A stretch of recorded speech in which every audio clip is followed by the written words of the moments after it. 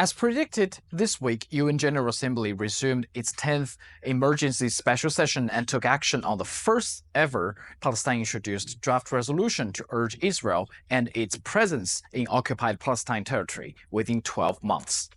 The resolution was adopted overwhelmingly with 124 votes in favor, 14 against, and 43 abstention. No surprise, US and Israel voted against the resolution.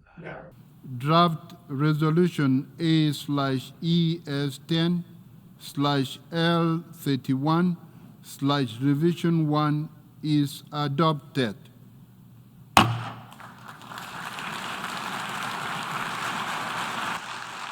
Before the vote, Israel's permanent representative to the UN, Dezhi, called General Assembly a circus.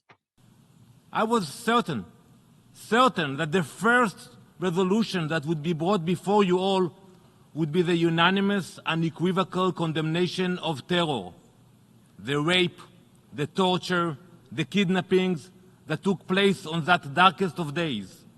Yet, there has been no condemnation, no resolutions.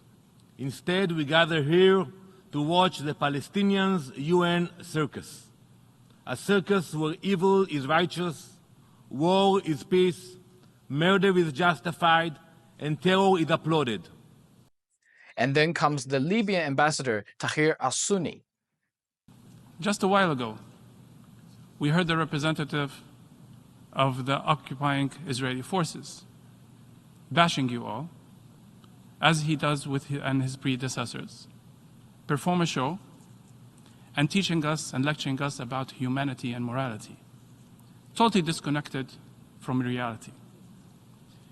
Even today, he couldn't bring any justification, nor speak about the topic we're discussing, the illegal settlements. He could not address the resolution and trying to show that the world started only on October the 7th, neglecting the fact of history.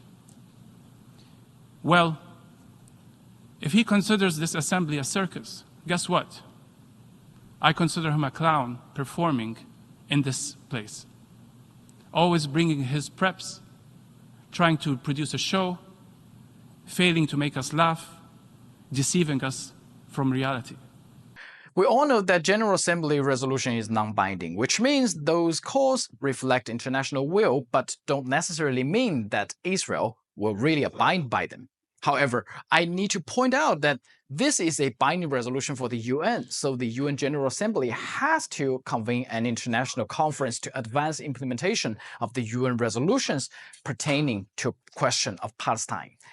And then let's get back to Gaza. Last Wednesday, an UNRWA school in Gaza has been attacked. 6 UNRWA members were killed during the attack. But according to Israeli Ambassador Dezhi, 3 of the UNRWA members were Hamas. I had a cross-questioning on him and the spokesperson of the United Nations. So first, I don't think there is a communication problem, because we communicate. I'm here to engage, to meet, to discuss, but sometimes it's very easy to blame Israel, like many high officials in this building did last Wednesday about the attack that I just showed the names of those terrorists. But once we provide the details, no one is retracting, no one is apologizing, and that's what we expect, to have a dialogue, and we will provide answers for every question. I think we have to ask UNRWA why they haven't got back to us regarding those guys that they are paying them every month. On the UNRWA school, today the Israeli ambassador showed us photos of 7 what they call Hamas terrorists. 3 of them, clearly they put a label on it, said UNRWA hired.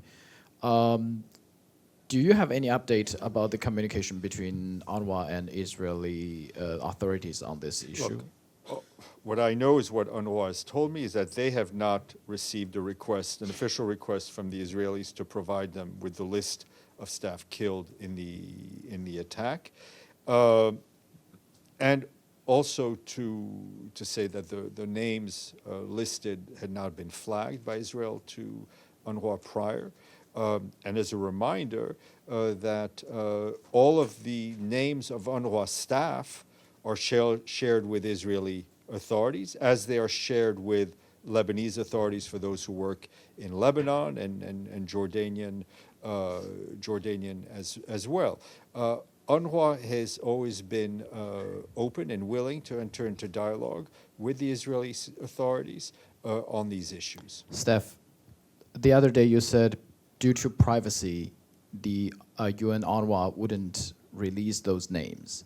But No, now, I due to the respect of the I mean, I think you'd ask me for a public release of names of dead. Exactly. Yeah. So today the Israeli ambassador released names. Can you confirm those are the names? No, I'm not able. Not from here. You should ask UNRWA. But it's worth noting that according to international humanitarian law, both behavior, militants hiding inside civilian shelter or IDF striking it, are not right. And this week also, there were explosions of pagers in Lebanon, resulting in 1,000 injuries and multiple deaths. What does the Secretary General think about this incident? Obviously, the logic of making all these devices explode is to do it as a preemptive strike before a major military operation. This event confirms that there is a serious risk of a dramatic escalation in Lebanon, and everything must be done to avoid that escalation.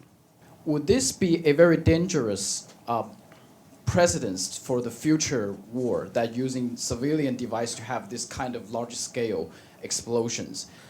Indeed, I think it's very important that there is an effective control of civilian objects, not to weaponize civilian objects. That should be a rule that everywhere in the world governments should be able to implement.